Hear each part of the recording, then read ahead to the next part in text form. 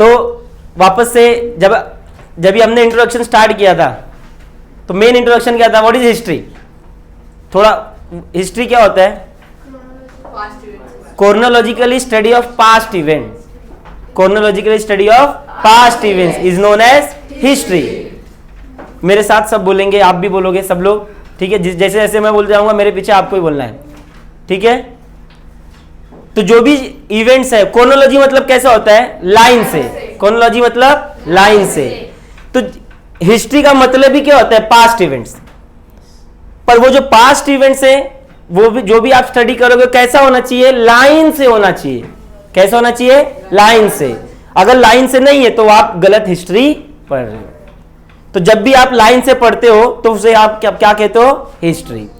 और इसके पहले आपने ऊपर पढ़ा था जो हिस्ट्री वर्ड है, द टर्म हिस्ट्री, वो कहां से आया है, डिराइव कहां से हुआ है, ग्रीक वर्ड। कहां का, कहां का, who is the father of history, Herodotus. इसके ऊपर ही पढ़ा है आपने, कौन है वो, हेरोडोटस। इतना क्लियर है, अभी थोड़ा सा समझ में आ रहा है। इसमें क्या हुआ है कि development of scientific perspective in Europe historiography, that अभी आपके चैप्टर का नाम क्या है, हिस्टोग्राफी। थोड़ा आप लोग देख लो व्हाट इज हिस्टोग्राफी। हिस्ट्री क्या होता है, पास्ट इवेंट्स होता है। तो जब भी हम, जैसे आप ही हो, अभी नए स्टूडेंट्स के लिए थोड़ा देख लेते हैं क्या है हिस्टोग्राफी। जैसे हम हैं, जब तक इंसान जिंदा है तब तक हिस्ट्री है। एक बात याद रखना, हिस्ट्री सिर्फ लिविंग ह्यूमंस का होता है, ये नहीं मरा हुआ इंसान। हमने बना दिया मरे इंसान का हिस्ट्री, मरे इंसान का हिस्ट्री होता है क्या, नहीं। कार्ल मार्क्स क्या बोलते हैं, अकॉर्डिंग टू कार्ल मार्क्स, जो इंसान जिंदा है उसी का हिस्ट्री है, जो मर गया उसकी हिस्ट्री नहीं है। हिस्ट्री, आप सब हिस्टोरियंस हो, आप सब क्या हो, हिस्टोरियंस हो। जैसे हिस्टोरियंस क्या होते हैं, आपने, हम लोग बोलते हैं ना, कुछ लोग बोलते हैं कि बाबा हमें किताब लिखने की आदत है, कल क्या की, आज क्या किया था, रात को मैं लिखती हूं या लिखता हूं, कल क्या होगा, पूरा दिन भर क्या होता है उसके ऊपर हम लिखते हैं। तो बेटा वो आपका जो बुक है वो क्या है, हिस्ट्री। पर किसकी हिस्ट्री है वो, आपने लिखा तो आपकी, मैंने लिखा तो मेरी। तो जब वो लिखते हो तो उसी को क्या कहते हैं, हिस्टोग्राफी। क्या कहते हैं, क्लियर हुआ। द टर्म हिस्टोग्राफी, दो वर्ड से हिस्टोग्राफी बना हुआ है, history plus graphy. History plus, history मतलब इतिहास और ग्राफी मतलब लिखना। जब भी आप पास्ट इवेंट्स को किसी बुक में लिखते हो तो उसे हम क्या कहते हैं, हिस्टोग्राफी। इतना क्लियर है, किसी को कुछ डाउट है इसमें। और जब हिस्टोग्राफी आप लिखते हो पास्ट इवेंट को, उसे हम क्या कहते हैं, हिस्टोग्राफी। इस चैप्टर में आप कौन से वाले हिस्टोग्राफी को पढ़ने वाले हो, वेस्टर्न के। कौन सा, वेस्टर्न, इंडियन का नहीं। क्लियर है, ठीक है। अब यूरोप में क्या हुआ, बोलते हैं till the 18th century Europe had achieve a remarkable progress in the field of philosophy and science.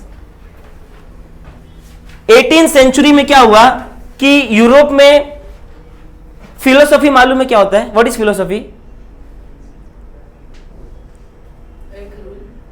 Philosophy मतलब आपने कुछ सुना, अपने विचार में क्या दिया, आपका क्या है, व्हाट इज योर फिलोसॉफी, आप इससे क्या समझे।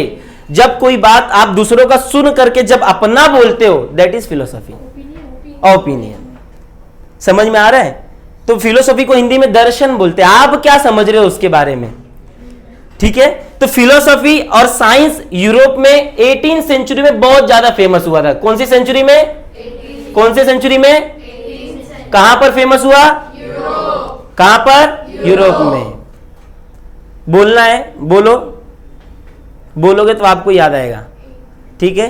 पर बोल रहे हो, क्या बोल रहे हो उसके ऊपर फोकस करो थोड़ा सा।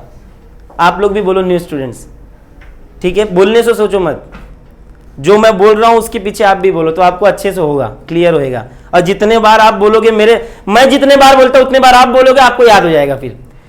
नहीं तो हिस्ट्री मालूम है क्या होता है, अरे सर मारो, बहुत बोरिंग है, यही होता है ना। तो आप जब बोलोगे तो फिर आपको टेंशन नहीं होएगा। देखो आगे क्या, scholars by then had come to believe in the possibility of studying the social and historical truth by applying scientific method. बोलते हैं कि सोशल और हिस्टोरिकल ट्रुथ, बाद में यूरोप में क्या हुआ, बहुत सारे फिलोसोफर आए, उन्होंने, अभी हिस्ट्री मैंने क्या बोला, जो लिविंग थिंग्स है उसी का हिस्ट्री है, तो उन्होंने बोलते हैं ना सोशल, समाज में गए, लोगों को देखा, लोगों के बारे में पढ़ा और साइंटिफिक मेथड से लोगों का क्या किया, हिस्ट्री लिखा।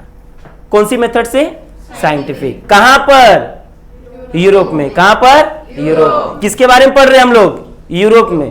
किसके बारे में, यूरोप। देखो, now the philosophical discussion focus more and more on the objectivity in history and historiography. बाद में बहुत फिलोसॉफिकल मतलब बोलो, अभी एक एक के बारे में आप पढ़ने वाले हो, एक एक का फिलोसॉफी क्या है हिस्ट्री के बारे में। सब लोग देखो, मैं क्या बोलता हूं, मैं अगर किसी को कुछ भगवान समझ रहा हूं, मैं अगर सामने वाले इंसान को भगवान समझ रहा हूं, वो मेरी फिलोसॉफी है। आप सबकी सेम होगी क्या, नहीं।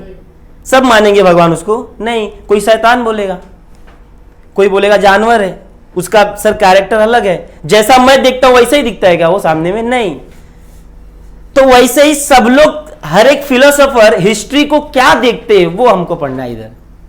सबके हिसाब से चीज तो एक ही है, इंसान एक ही था, पर चार लोग चार नजरिए से देख रहे हैं उसको।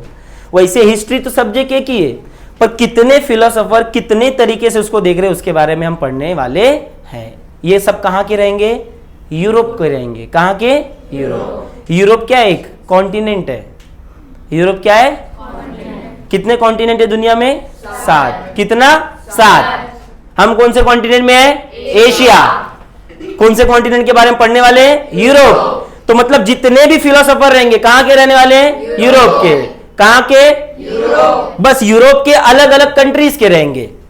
कहां के, अलग अलग कंट्री के रहेंगे। देखते क्या है, इतना समझ में आ रहा है बेटा आपको? किसी को कुछ डाउट है अभी तक? किसी को डाउट है? नहीं, आगे बढ़ते। Prior to the 18th century, all European university were interested only in the philosophical discourse revolving around divine phenomena. जब आपने कैरेक्टरिस्टिक मैंने बताया था, 4 कैरेक्टरिस्टिक अब बताया था मैंने मॉडर्न हिस्ट्री का, इसके पहले 4 कैरेक्टरिस्टिक थे मॉडर्न हिस्ट्री के, जिसमें क्या होता था आपको मालूम रहेगा, इंडियन ही है जो थोड़ा सा भगवान के ऊपर भरोसा करते। एग्री करते हो? इंडियन ही है ना, सिर्फ भगवान के ऊपर भरोसा करते, बट हम वेस्टर्न साइड का पढ़ रहे हैं, तो ये लोग भरोसा नहीं करते थे। ये आज की बात नहीं कर रहा हूं, 100 200 300 साल पहले की बात हो रही है।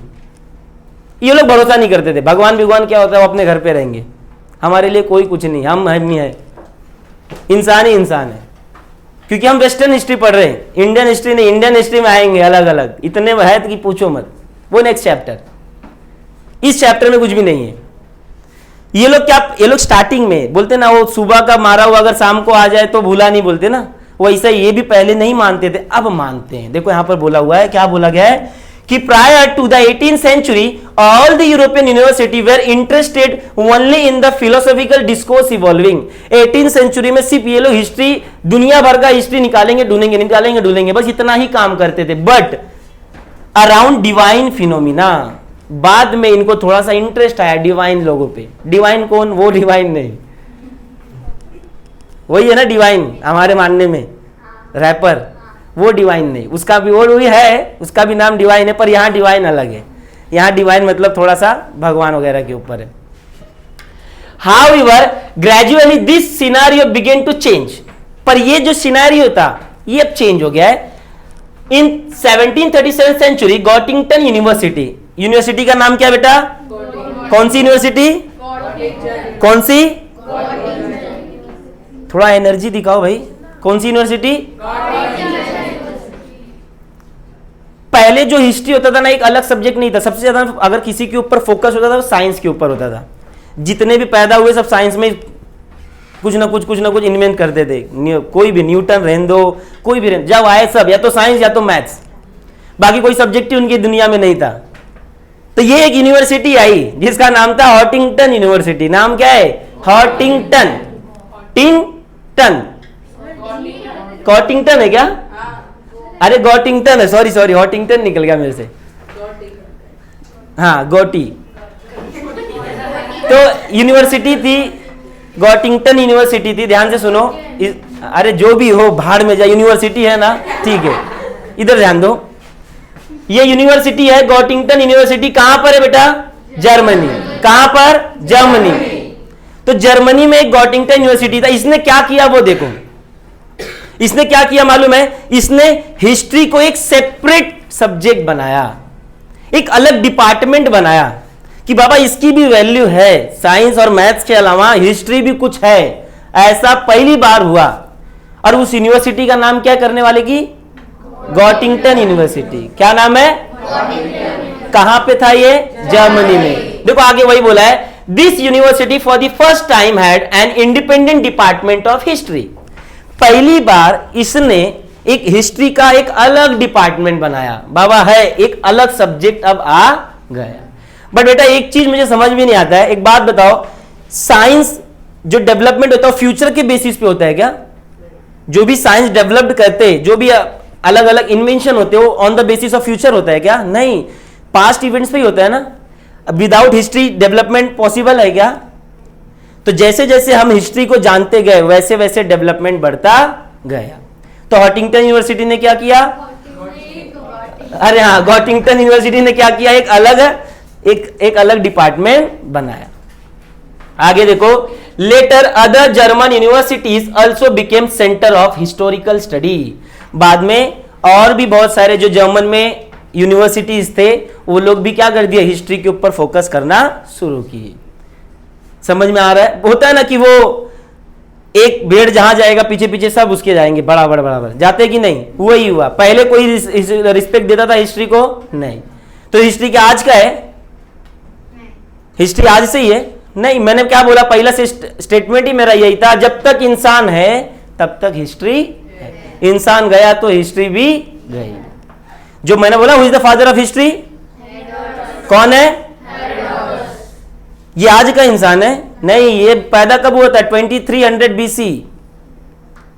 कब? 2300 BCE, जब बिफोर क्राइस्ट इरा, आज से 2300 साल पहले ये इंसान था। तब इसने हिस्ट्री को पहली बार पढ़ा था और आज इसका एक अलग सब्जेक्ट बना। कब? 1737 में एक यूनिवर्सिटी आई जिसका नाम क्या था? गॉटिंगटन, बराबर ना? हाँ। और उसने एक अलग डिपार्टमेंट बनाया। बाद में लोगों ने बहुत ज्यादा फोकस करना शुरू किया। क्लियर हुआ इतना? किसी को कुछ डाउट है इसमें? हाँ। इकोनॉमिकल मतलब? डिवाइन फिनोमेना मतलब दैविक चीजें जो होती है, हाँ, दैविक घटनाएं जो होती हैं। अब देखो एक एक स्कॉलर के बारे में देखते हैं, इनका फिलोसफी क्या है। The contribution of many scholars are important in the development of histography. अलग अलग लोगों का बहुत ही ज्यादा योगदान है हिस्टोग्राफी लिखने। What is historiography? मैंने बोला ना, जब आप हिस्ट्री को लिखते हो उसमें क्या बोलते हैं? हिस्टोग्राफी। उसके बाद let us have a look at the contribution of the few notable scholar. चलो देखते हैं, कुछ लोगों के बारे में पढ़ते हैं। पहले रेने साहब, पहले का नाम क्या है? रेने। पहले का नाम क्या नाम है? पहले का रेने डिकार्टेस। रेने डिकार्टेस, जो भी हो, डीसी आएगा तुमको याद। रेने डिस्कार्टेस, क्या नाम है? आप डिस्कार्टेस क्या भाड़ में सिर्फ रेने पढ़ो। क्या नाम है? रेने। नाम क्या है? Renee.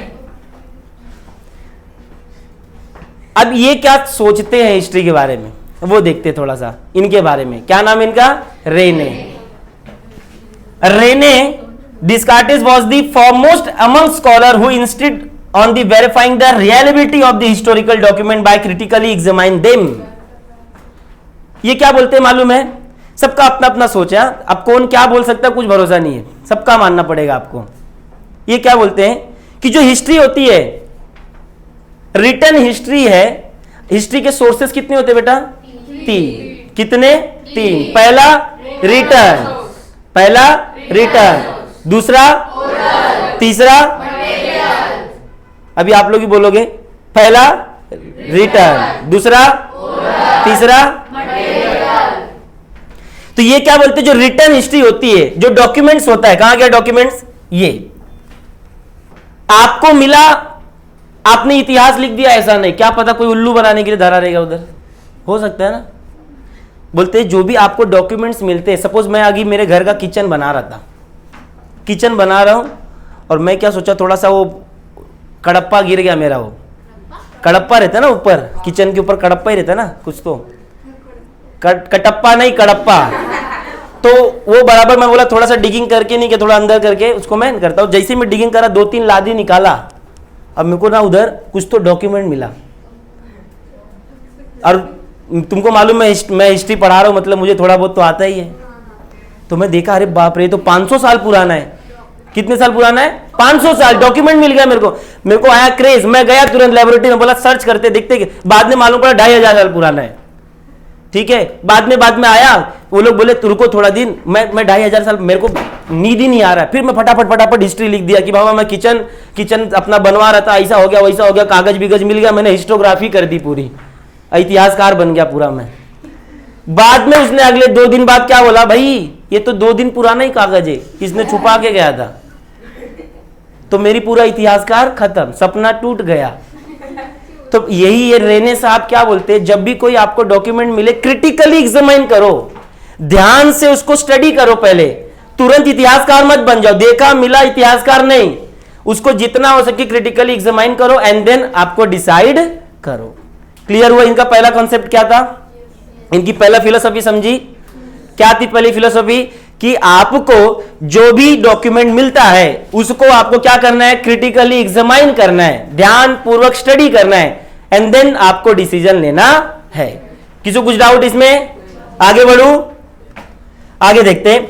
Among the rules given by him in his book का नाम क्या है इनके?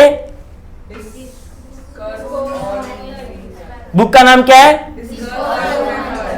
ये देखो, डिस्कोर्स ऑन दी मेथड। ये इन्होंने एक बुक लिखा है, नाम क्या है इनका?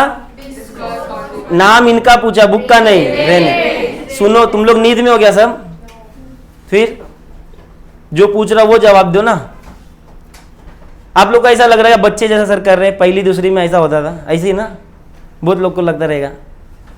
ऐसा नहीं है, हिस्ट्री का यही है। मैं अभी तुमको पढ़ाने लग जाऊं चुपचाप बिठा के ना, तो फिर सो जाओगे और मैं पढ़ाते रहूंगा इधर ही। बाद में हाँ बुला रहे, हाँ सर गुड मॉर्निंग सर, हो गया ना सर, हाँ समझा, हाँ सर समझ गया, चलो ठीक है सर चलते हैं हम लोग। ये थोड़ा मेथड में मालूम, मैं अलग मेथड कर रहा हूँ, ठीक है बच्चे वाला मेथड है, पर इससे तुम्हारा फोकस रहेगा।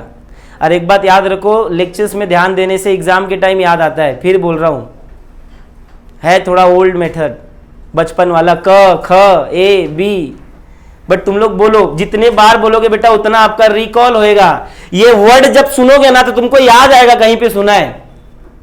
समझ में आ रहा है? तो रेने साहब ने एक बुक लिखा था, उस बुक का नाम क्या था? Discourse of the method. The following is supposed to have great impact on the scientific method of research. इनके इस काम के वजह से साइंटिफिक मेथड पे बहुत ही ज्यादा इफेक्ट हुआ।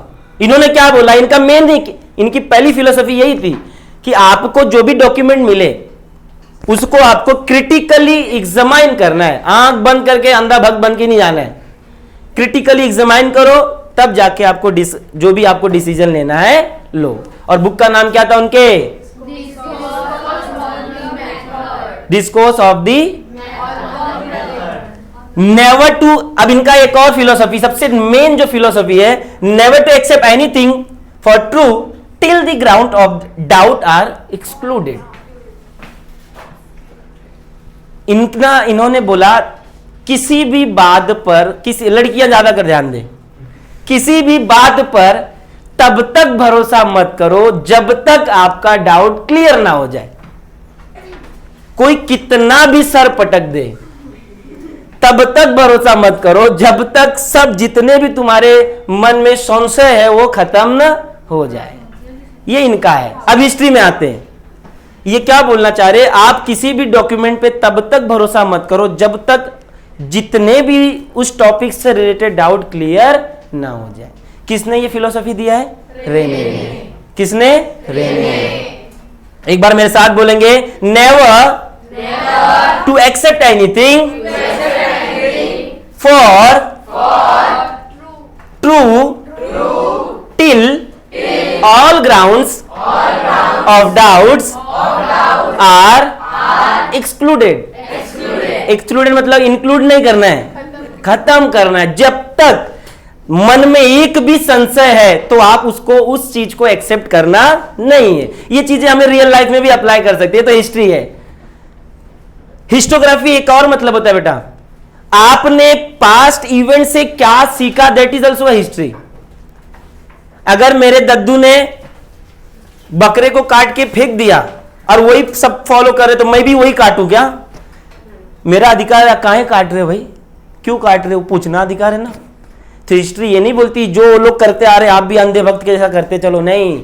हिस्टोग्राफी बोलती है कि रीजन, ये बोला ना डॉक्यूमेंट वेरीफाई करो, क्या पता कुछ गलत हो, गलती से मुर्गा काट रहा था कट गया बकरा, मे भी चांस हो सकता है।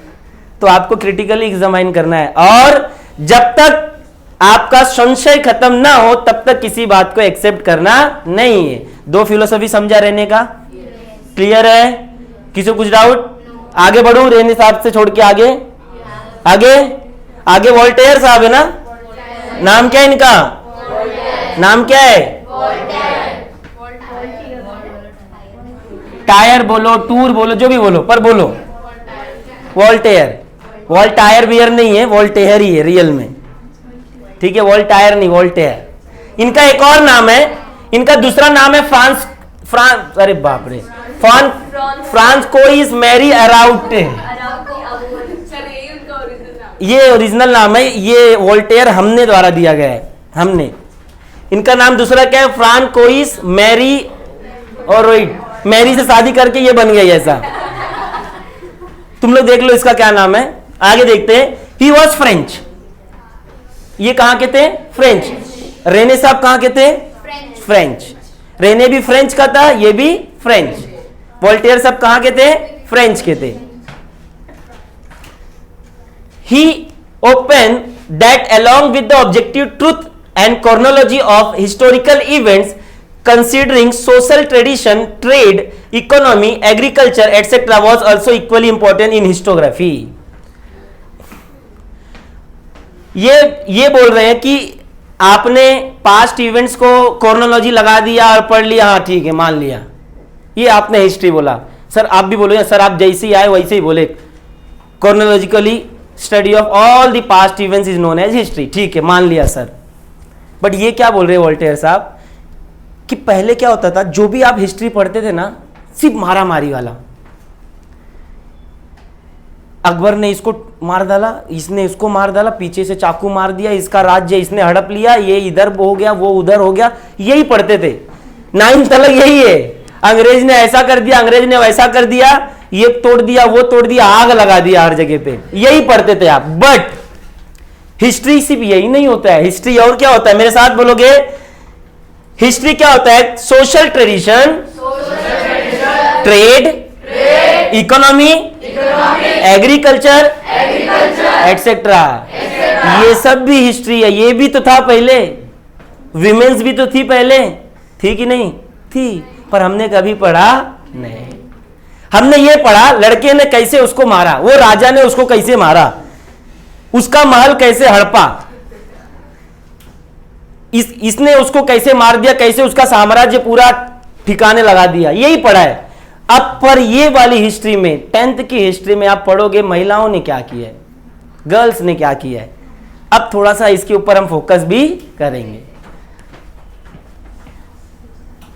आगे क्या बोलते? It gave rise to the thought that understanding all the aspect of human life is important for the history writing.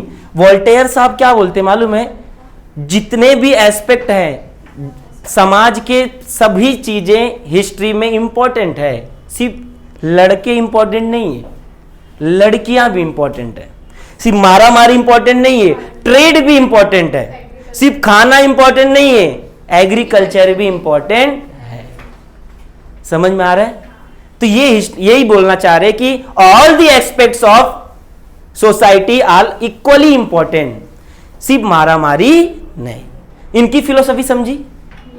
किसी को कुछ डाउट इनकी फिलोसफी में? बोलते क्या बोलना चाह रहे, एक बात देखो। It gives rise to the thought that understanding all the aspect of human life, जितने भी एस्पेक्ट्स हैं ह्यूमन लाइफ में, सब हिस्ट्री में क्या है? इंपॉर्टेंट है। क्लियर हुआ ये? किसी को कुछ डाउट है इसमें? इनका फिलोसफी समझा? हाँ ना? भगवान ने मुंह दिया है, हाँ बोलो, ना, हाँ, हाँ, ठीक है, आगे देखो।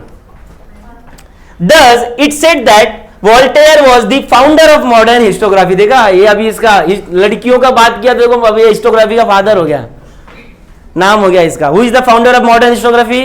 वोल्टेयर। आगे ना, अगर dash was the founder of modern historiography, कौन है वो? वोल्टेयर। कौन? वोल्टेयर। देखा, तभी भी रिस्पेक्ट मिलती थी इसको। पर इनकी फिलोसफी समझी? इनकी फिलोसफी ये थी, all the aspect of human life are equally important. समझ में आ रहा है? सब चीजें इक्वली इंपॉर्टेंट है, सिर्फ एक के ऊपर फोकस हमको करना नहीं है। और पहले की हिस्ट्री की जो बुक होती थी वो एक के ऊपर ही फोकस करती थी, सिर्फ आदमी किधर किधर मिल गई तो बहुत नसीब, नहीं तो किधर भी नहीं। अब ऐसा हो गया, लड़के गायब हो रहे हैं बीच। अभी क्या हो गया, टिकटॉक जब बीच में आया तो सब लड़के लड़की बन रहे थे, तो बेटी बचाओ छोड़ो, अब बेटे बचाओ। अब थोड़ा गवर्नमेंट को समझाना पड़ेगा, बेटे बचाओ। चलो इनका समझा। हाँ, कौन बुलाया? अगर फ्रीडम राइट्स में आया कि हु वाज द फाउंडर, तो किसका नाम, मतलब उनका ओरिजिनल नाम लिखेंगे क्या? वोल्टेयर? नहीं, वोल्टेयर भी लिखो तो भी सही है, वो नाम लिख देंगे तो भी सही है। ऑप्शन में कौन सा नाम दिया हुआ है, आपको ऑप्शन भी आएगा ना पेपर में, कौन सा नाम दिया वो उसके ऊपर डिपेंड करता है। दोनों नाम दिए तो कोई भी लिखो। हाँ, नहीं, हमारे इसमें ऑप्शन नहीं रहता है। George William Friedrich Hegel. अरे बाप रे, थोड़ा सा अगर एच ई के जगह पे एच ए होता तो फिर क्या मालूम क्या होता था। नहीं, फ्रेडरिक है, फ्राई बोलेगा तो फ्राई करना उसको। देखो इधर, जॉर्ज विलहेल्म फ्रेडरिक हेगल, तो मैं जॉर्ज बोलूंगा, तुम लोग हेगल बोलो, ठीक है? इसका नाम जॉर्ज ही ठीक है। क्या नाम इसका? जॉर्ज। देखो, Hegel was the German philosopher. अभी तक जो फिलोसोफर था कहां के थे वो? फ्रेंच। कहां के? अब कहां के आ रहे? जर्मन। कहां के? German. He insisted that the historical reality should be presented in a logical manner. इन्होंने बोला, अकॉर्डिंग टू इनके हिसाब से, कि जो भी हिस्टोरिकल रियलिटी है वो एकदम लॉजिकल मैनर होना चाहिए, लॉजिक बेस्ड होना चाहिए। मैंने बोल दिया वो लड़की थी, ऐसी थी, ऐसी थी, ऐसी थी, बहुत सुंदर थी, मैंने, तुम सब मान लिए। अरे चल, झूठ बोल रहे सर, झूठ बोल रहे। नहीं, ऐसा ये भी है, बोलते हैं हिस्ट्री तुमको मिली, ये राजा ने इसको मारा। अरे लॉजिक के हिसाब से नहीं चलना है, हमारे पास बराबर प्रूफ होना चाहिए। देखो, to him the timeline of historical events was indicative of progress. इन्होंने क्या बोला, हिस्ट्री क्या दिखाता है मालूम है? हिस्ट्री हमें प्रोग्रेस दिखाता है। हिस्ट्री का मतलब ही होता है प्रोग्रेस। सबसे बोलते हैं ना कि पहले लोग कहां रहते थे? जंगल में। जंगल से पहले कहां रहते थे? रहते ही नहीं थे वो लोग, गुफा में रहते थे ना, गुफा में रहते थे ना पहला। उससे भी पहले कहां रहते थे? हाँ, बराबर, एग्जैक्टली, जमीन पे रहते थे। तो जंगल जमीन पे नहीं होता है क्या? हमको एक बचपन में एक कविता थी, एक कविता मतलब वो कविता, तो कविता में हमको बताते थे कि सबसे पहले जीवाणु, हिंदी में गाना था हमको, ऐसा कविता थी, सबसे पहले जीवाणु उत्पन्न हुए थे पानी में। सबको हिंदी समझता है ना एकदम बढ़िया से? सबसे पहले जीवाणु उत्पन्न हुए थे पानी में। बोलते सबसे पहला जो लिविंग थिंग्स है वो कहां पे आया था? पहला पानी में। ये रियलिटी है, गाना नहीं है, रियलिटी है। तो सबसे पहले हम कहां रहते थे, इसका मतलब पानी में। फिर पानी से उठे तो गुफे में गए, गुफा से उठे तो जंगल में गए, जंगल से उठे तो थोड़ा सा मिट्टी का घर भी बनाए, मिट्टी उठा तो फिर पत्थर आया, ईट, जो आपका हड़प्पा सिविलाइजेशन और मोहनजोदाड़ो सिविलाइजेशन है उसमें ईटों का इस्तेमाल हुआ था। आज से 2300 BC, मतलब आज से 4500 साल पहले लोग ईटों में रहते थे, जब आप पढ़ोगे हड़प्पा सिविलाइजेशन। फिर ईट उठा तो उस पर पलस्तर लग गया, बराबर ना, पतरा था ना, फिर अभी पतरा हटा तो सीधा अभी टाइल्स लग गया ऊपर, अब बिल्डिंग में रहने लग गए। आने वाले टाइम पे शायद हम चांद पे रहने लग जाएंगे। तो बेटा आपको हिस्ट्री क्या बता रही है? प्रोग्रेस बता रही है कि डाउन होते जा रहे हैं और जमीन के अंदर जाते जा रहे हैं? नहीं, हम लोग धीरे धीरे आगे बढ़ रहे हैं। History means progress of life. History हमें दिखाती आप कल क्या थे और आज क्या है। अगर आप अपने लाइफ पे ध्यान दोगे, देखो हमारा जो मॉडर्न टाइम के, हम सब यंग जनरेशन है, हमारा खून बहुत गर्म है। हम क्या सोचते मालूम है, ये मेरे से ज्यादा लाया, अब भी दिखाता हूं इसको मैं कैसे लाया। एग्जाम के टाइम बुक ही झोल कर दो इसका, रोते बैठेगा। तो बेटा ये नहीं करना है। एक बात याद रखो, कंपटीशन ना रखो, खुद से रखो। मैं भी, आपकी जलन की भावना बहुत होती थी, मैं भी था वैसा ही, बट सीन क्या रहता है मालूम है, देखो ध्यान दो कि दिमाग में एक चीज हमेशा रखना, आप कल क्या थे और आज क्या हो। अगर मैंने 10वीं में 70 लाया है, 10वीं मैंने 80% लाया है और मेरे दोस्त ने 85 लाया है, और आफ्टर दैट उसने 12th में 90 लाया है और मैंने अगर 85 लाया, 86 लाया है, तो प्रोग्रेस मेरा हुआ है। पहले मैं 80 पे था, फिर 86 पे था, उसने 85 लाके 90, उसका सिर्फ 5% प्रोग्रेस हुआ है, मेरा 6% हुआ है। अगर रियलिटी में देखा जाए तो ज्यादा कौन पढ़ाई किया, मैंने किया। प्रोग्रेस किसका हुआ, मेरा। आप आज क्या हो वो कल देखो ना, कल कैसे थे हम और आज क्या है। अगर कल 10 रुपया कमाता था, अगर आज 100 कमा रहा हूं, सामने लाख कमाने दो ना, मुझे क्या है उससे, मेरा 90 रुपया बढ़ा ना, आगे भी बढ़ेगा। पर हम ये नहीं सोचते, अरे वो लाख कमाया, अरे तू पहला कितना कमाता था वो तो देख। सर ने आईफोन लिया है, मैं भी लूंगा। कैसा भरेगा बेटा, सर ईएमआई पे भरूंगा। आपके सर क्या करते, सर का इनकम 1 लाख है, तभी तो उन्होंने आईफोन लिया, तुम्हारा हमारा ईएमआई चलेगा। अरे ये नहीं सोचते कि आईफोन लेंगे ठीक है, पहले सर के पोजीशन पे तो पहुंचो। हम वो नहीं सोचेंगे, हम पोजीशन नहीं सोचेंगे, हम यही सोचेंगे हमको भी चाहिए पहला पोजीशन। इसीलिए बेटा पहले पहुंचो, कौन किस पोजीशन पे, कंपटीशन इसीलिए खुद से, दूसरों से नहीं। आगे देखो, he also thought that the presentation of history is bound to change over a time as a new evidence would come forth। इन्होंने एक और चीज बोला कि जो हिस्टोरिकल्स होते हैं, हिस्टोरियंस होते हैं, उन्हें टाइम के हिसाब से अपने आपको चेंज करना पड़ेगा। क्या भारत का प्रधानमंत्री 1947 से अभी तक एक ही है क्या? अगर मैं बोलूंगा नहीं, पंडित जवाहरलाल नेहरू आज भी प्रधानमंत्री है, बिकॉज मैं पुराने ख्यालात का हूं, मैं अपने नॉलेज को अपडेट नहीं करूंगा, तो फिर तो लफड़ा हो जाएगा ना। इसीलिए बोलते हैं हिस्टोरियंस को भी टाइम के हिसाब से अपने थॉट्स को चेंज करना पड़ेगा। क्लियर हुआ? ये किसका हम लोग पढ़ रहे हैं? जॉर्ज का। किसका? जॉर्ज का। कहां के थे भाई ये? जर्मन के। इनका फिलॉसफी ये था, हिस्टोरियंस को टाइम से अपने नॉलेज को अपडेट करते रहना चाहिए। क्लियर हुआ ये? किसी को कुछ डाउट? आगे बढ़ूं? खत्म हो गया क्या इनका? अच्छा, हेगल देखो, with Hegel philosophy many scholars were convinced that historical method were not be lesser quality though they differed from scientific method। इनके थॉट से ना लोग बहुत ज्यादा प्रभावित हुए। क्या प्रभावित हुए? पहले लोग बोलते हैं कि lesser quality differed scientific method. बोलते हैं साइंटिफिक जो चीजें होती है, इसका मतलब हिस्ट्री उनसे थोड़ा सा कम नहीं है, इक्वल है। मैंने एक बात बोला कि जो भी इन्वेंशन होता है on the basis of history से ही होता है। कोई आगे का सोच के आज नहीं करता है कि कल मेरे को बोलते हैं ना कि जो भी सर्च होता है, जो भी रिसोर्सेज होते हैं, वो हिस्ट्री के बेस पे ही होते हैं। इन्वेंशन भी हिस्ट्री के बेस पे ही होता है। लोगों ने सोचा आज बनाया, बराबर ना? ऐसे ही था। अभी एक बोलते हैं ना कि आज से बोलते 2400-2500 साल पहले एक राजा था। राजा लोग इड़े ही रहते। उसके दरबार में एक आदमी गया, बोलते एस्ट्रोलॉजर था वो। क्या था? एस्ट्रोलॉजर।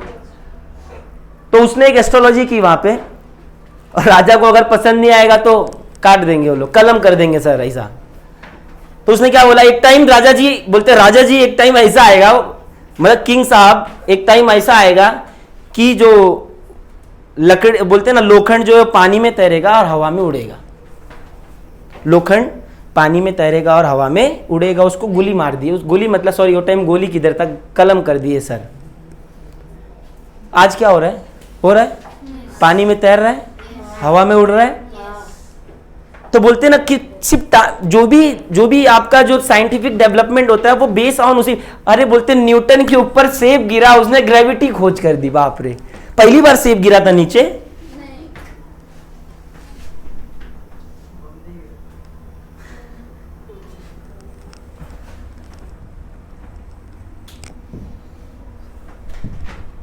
बोलो बेटा पहली बार शेर गिरा था क्या उसके ऊपर? नहीं। तो जब उसके ऊपर गिरा रहेगा थॉट्स आए रहेंगे, भाई आंख क्यों गिरा? तो कुछ बुद्धिमान लोग यही बोलते हैं कि तो जब गिरा तो उसने भी तो सोचा होगा, कहीं ना कहीं से कुछ तो पढ़ा होगा, भाई हाँ ऐसा है वैसा है। क्या आज तुमको लगता है ग्रेविटेशनल का ओरिजिनली खोज न्यूटन ने किया? नहीं बेटा, ओरिजिनली न्यूटन ने नहीं किया, इंडिया में खोज हुआ है।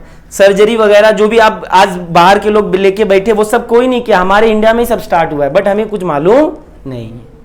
जब आप आगे जाओगे इकोनॉमिक्स वगैरह पढ़ोगे, बीके वगैरह पढ़ोगे तो अलग अलग फॉरेन का नाम है, पर वो सब कुछ नहीं किए, उन्होंने सिर्फ अपने नाम कर लिया है। सब कुछ स्टार्ट कहां से हुआ है? इंडिया से। इंडिया का बड़ाई करना बहुत जरूरी, इंडिया में ही रहता हूं ना। कहा गया और किधर है?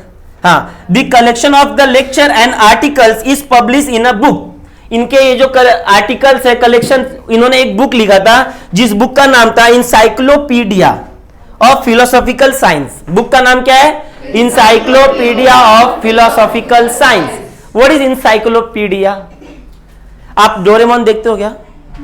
उसमें देखा रहेगा मेरे को इंसाइक्लोपीडिया चाहिए, बर्ड्स का इंसाइक्लोपीडिया चाहिए। मैंने एक बार निंजा हथौड़ी में देखा था, तो वो लड़की का नाम क्या निंजा हथौड़ी में जो रहती है? वो यूमिको नाम है ना? नहीं, सुजुका नाम है। नहीं, यूमिको ही नाम है ना?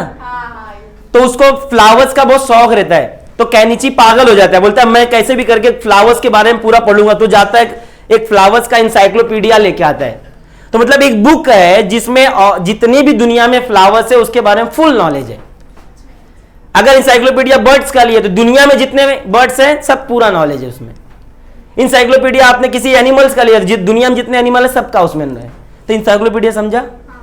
सब समझ में आया? किसी को कुछ डाउट इंसाइक्लोपीडिया में? तो इन्होंने एक बुक लिखा जिसका नाम था इंसाइक्लोपीडिया ऑफ फिलोसॉफिकल साइंस। इनके फिलोसॉफिकल साइंस के ऊपर इन्होंने बहुत सारे थॉट्स लिखे हैं, जिसको उन्होंने इंसाइक्लोपीडिया बोला है। हिज बुक, और एक और बुक है reason in history is well known. Reason in history, history के कारण क्या है, हम हिस्ट्री पढ़ते क्यों, उसके रीजंस क्या है, उन्होंने ये भी लिखा है। नाम क्या है इनका? जॉर्ज। नाम क्या है? जॉर्ज। अब आगे कौन है? ये क्या? लेपोल्ड, लेपर्ड नहीं, लियोपोल्ड। क्या नाम इनका? Leopold von Ranke. Leopold Ranke है, ठीक है ना? तुम रांके बोलो, रैंके बोलो, जो भी बोलो बोलो। पर अभी देखो, historiography of the 19th century was greatly influenced by thought of Leopold von Ranke of Berlin University। Berlin नाम सुना है? मनी हिस्ट में, मनी हिस्ट देखा किसने? मनी हाइस्ट, उसमें बर्लिन रहता है। बर्लिन मतलब जर्मन का कैपिटल है। जर्मन का कैपिटल क्या है? बर्लिन। तो बोलते हैं कि ये इनका जो फिलोसफी था 19th सेंचुरी में, इनके जो फिलोसफी है बर्लिन यूनिवर्सिटी में रांके की फिलोसफी से लोग बहुत ज्यादा इन्फ्लुएंस हुए थे। पता नहीं क्या ऐसा फिलोसफी दे दी है इन्होंने कि लोग बहुत इन्फ्लुएंस हुए। अभी देखते हैं आगे इन्होंने क्या फिलोसफी दिया। He spoke about critical method of historical research. बोलते जो भी रिसर्च आप करते हो क्रिटिकली करो। रेने साहब ने भी तो यही बोला था ना कि जो भी आपको क्रिटिकली एग्जामाइन करना है। तो ये कॉपी कर रहे कि नहीं? उधर से कर रहे कॉपी, पर वो कहां का था? फ्रेंच का था। ये कहां का है? तो इसको लगता है कि जर्मन तक हमारी बात नहीं जाएगी। बंद हो गया?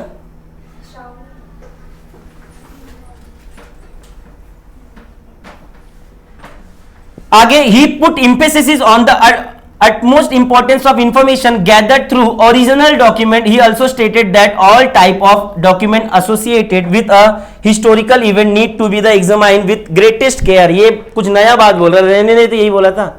रेने ने यही बोला था ना, जो भी आपको डॉक्यूमेंट मिलता है उसको आपको क्रिटिकली एग्जामाइन करना है, देन आपको इसको एक्सेप्ट करना है। और ये भी यही बोल रहा है कि आपको जो भी डॉक्यूमेंट मिलता है उसको ध्यान से आपको एग्जामाइन करना है, क्रिटिकली एग्जामाइन करना है, एंड देन आपको हिस्टोरिकल इवेंट्स के बारे में लिखना है। और इसका यही थॉट बर्लिन यूनिवर्सिटी में बहुत ज्यादा फेमस हो गया। और इसको ये नहीं मालूम ये बात को पहले ही किसने बोल के रखा है। उसका नाम क्या है? रेने। क्या नाम है? रेने। बस थोड़ा अलग बोलने का तरीका है, इसने थोड़ा एक्सपांड कर दिया, उसने एक ही लाइन में वही चीज बता दिया। क्लियर हुआ ये? इसने क्या बोला, इसका फिलोसफी समझा? एक बार बोलने का जरूरत है? एक बार और बोलू इसको। देखो इन्होंने क्या बोला, he spoke about critical method of historical research. इन्होंने हिस्टोरिकल रिसर्च के ऊपर कुछ लाइनें बोली कि भाई जो भी आपको रिसर्च करना है एकदम क्रिटिकल, एकदम ध्यान पूर्वक करना है, और जो भी आप इंफॉर्मेशन गैदर करते हो, जमा करते हो थ्रू ओरिजिनल डॉक्यूमेंट, इंफॉर्मेशन जो भी जमा करो ओरिजिनल डॉक्यूमेंट होना चाहिए। किसने उसको प्रिंट करके मैं बोला हाँ मेरे को ओरिजिनल मिला था, मैंने उसमें से छाप के लिखा, मैं तेरे को दे रहा हूं, ऐसा नहीं। तो देखो एक बात याद रखो, पहला भी इंट्रोडक्शन जब लेक्चर हुआ था उसमें एक चीज मैंने समझाया था, एक बात याद रखना, जो बुक होता है उसकी जितने कॉपी बनते उतने चेंजेस होते हैं। अभी मैंने तुमको एक बुक लिख दिया मेरे नाम पे, विशाल के नाम पे एक बुक, विशाल बुक हिस्ट्री का, मैंने बोला आप लोग को ना उसका कॉपी करना है, लिखना है। तो आप लोग ना, कुछ लोग, सब नहीं होते ऐसे, कुछ लोग बोलेंगे ना मैं क्यों सर का पूरा छापूं, कुछ तो अपना लगा ही देता हूं, अपना नाम तो लिख दूं कम से कम उसमें, मैंने लिखा है भाई, मेरा कॉपी है, वो कुछ ना कुछ अपना थॉट तो लिख ही देंगे। तो कुछ ना कुछ चेंजेस, जितने लोग लिखेंगे उतने लोग चेंजेस होते जाएगा। तो हिस्ट्री हमेशा इसलिए बोलते हैं ओरिजिनल डॉक्यूमेंट मेरा लेके जाओ फिर डायरेक्ट, क्योंकि जो जितने लिखेंगे कुछ ना कुछ अपने तो ऐड करके ही जाएंगे। और एक बात याद रखना, वही पहले ही मैंने बोला, जिसको मैं पसंद करूं जरूरी नहीं वो सब उसको पसंद करे। अगर मैं उसको भगवान बोला जरूरी नहीं दुनिया उसको भगवान बोलेगी, कोई कुत्ता ही बोलेगा क्या करेगा, बराबर है कि नहीं। अभी ध्यान दो, he also stated that all the type of document associated with a historical event need to be examined with greatest care। वही लाइन है, जो भी आप हिस्टोरिकल इवेंट्स को, जो भी डॉक्यूमेंट्स को आप एग्जामाइन कर रहे हो एकदम ध्यान से करो। अभी इंट्रो ही लेक्चर था ना वो ब्राह्मी लिपि, ब्राह्मी एक स्क्रिप्ट है, वो एक लिखने का तरीका है। तो एक इंसान था जेम्स प्रीशेप नाम था, 1738 में उसने पहली बार इसको 1878 में कुछ, तो पहली बार उसने बताया ब्राह्मी लिपि क्या होता है, क्या मालूम, उसने सबसे पहली बार उसको ट्रांसलेट किया, किसको, ब्राह्मी स्क्रिप्ट को। अब ब्राह्मी स्क्रिप्ट अभी पहली बार उसने पढ़ा रहेगा, और किसी ने पढ़ा क्या, नहीं, वो जो बताएगा वही पढ़ेंगे। उसने अगर इसको क बोल दिया, ये क्या है, क है, तो क लिख दिए, इसको क्या कर दिए, ख, ये ख हो गया, पर पता नहीं जिसने लिखा रहेगा क्या मालूम इसको ग बोलता रहेगा, भरोसा है क्या, नहीं। तो उसने अभी वही बोलेगा ना, तू अच्छा बता, तू मेरे पे शक कर, तू ही बता दे ना इसको क्या बोलते हैं, नहीं मालूम हमारे पास, जो रिसोर्स है इसीलिए उसको, इसलिए बोलते हैं ना हिस्ट्री भी टोटली रियल होती नहीं है। आगे देखते हैं, he believe that with this method it was possible to research the historical truth. अगर आपके पास ओरिजिनल डॉक्यूमेंट है, आपने अच्छे से क्रिटिकली एग्जामाइन किया है, तो मैं मान सकता हूं आपने जो भी बोला है वो सही ही बोला होगा। समझ में आ रहा है, इनका बात समझ में आ रहा है, किसी को कुछ डाउट, तो फिर इतना सन्नाटा काहे है, थोड़ा बोलो कुछ, समझ में आया ना। थकना मेरे को चाहिए, थक तुम रहे हो। देखो, he criticize imaginative narration of history. Imagination नहीं चाहिए, हाँ एकदम नहीं। मैंने बोला ना ये ऐसा था, इसका चेहरा थोड़ा काला, थोड़ा गोरा, थोड़ा सा ऐसा, थोड़ा वैसा, पर बहुत अच्छा था। इमेजिनेशन एकदम नहीं चाहिए, एकदम। इन्होंने देखो, इन्होंने बोला है he criticize imaginative narration of history, एकदम आप बोलते आग लग जाता है जब वो इमेजिनेशन सुनते थे ना, बोलते मार दोगा गोली इसको मैं। इमेजिनेशन बिल्कुल पसंद नहीं इनको, इनको सिर्फ रिटर्न हिस्ट्री पे भरोसा था। कौन सी हिस्ट्री पे, रिटर्न। कौन आदमी है ये, लियोपोल्ड। नाम क्या इनका, Leopold. Collection of his article is published in 2 books. इसके जो भी कलेक्शन वगैरह थे 2 बुक में पब्लिश हुए। पहले का नाम क्या है,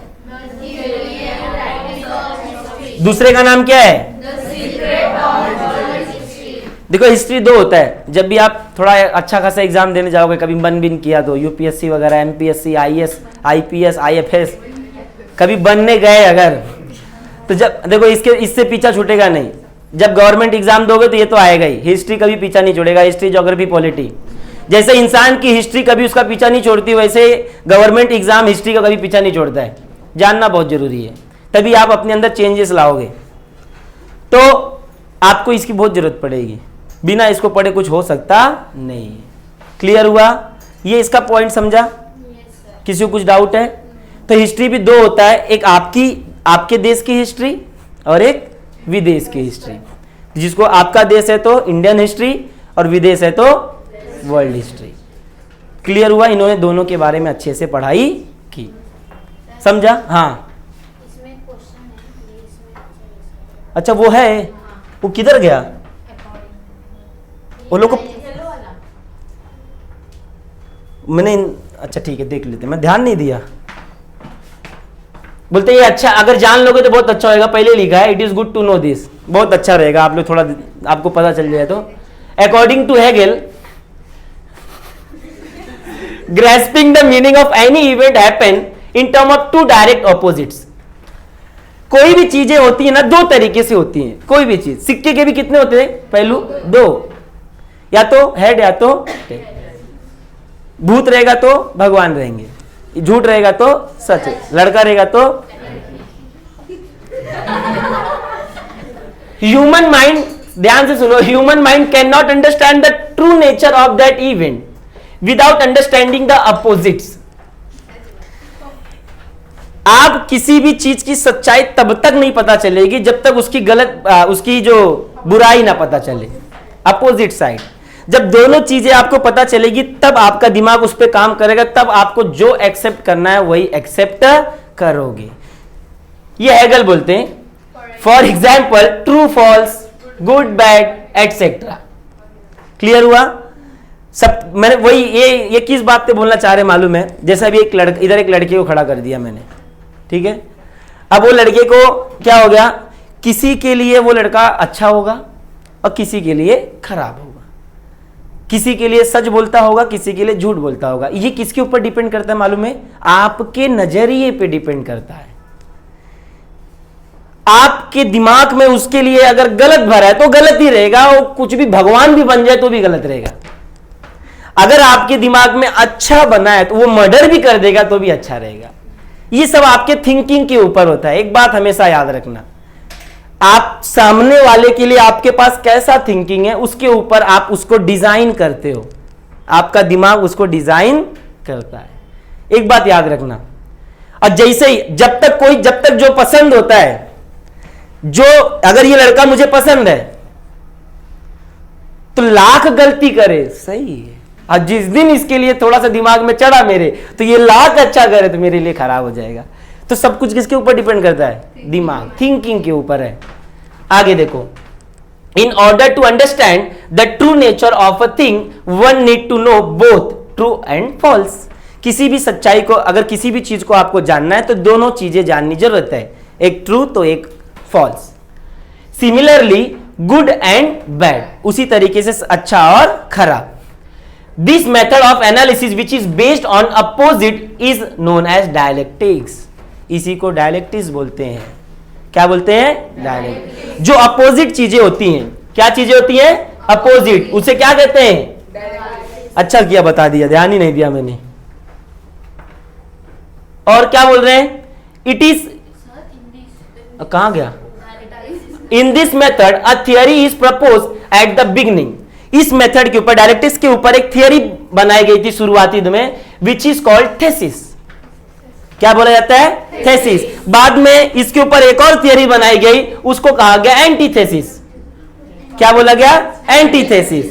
after a through logical discussion of the both new thesis is propose which is include a gist of both. Gist मतलब जिसमें दोनों का मिलन हो, मेल हो। क्या हो? मेल हो। The thesis and the antithesis. This process is arriving at the new thesis is called synthesis. ये बेस किसके ऊपर करता है? गुड और बैड पे, ट्रू और फॉल्स पे।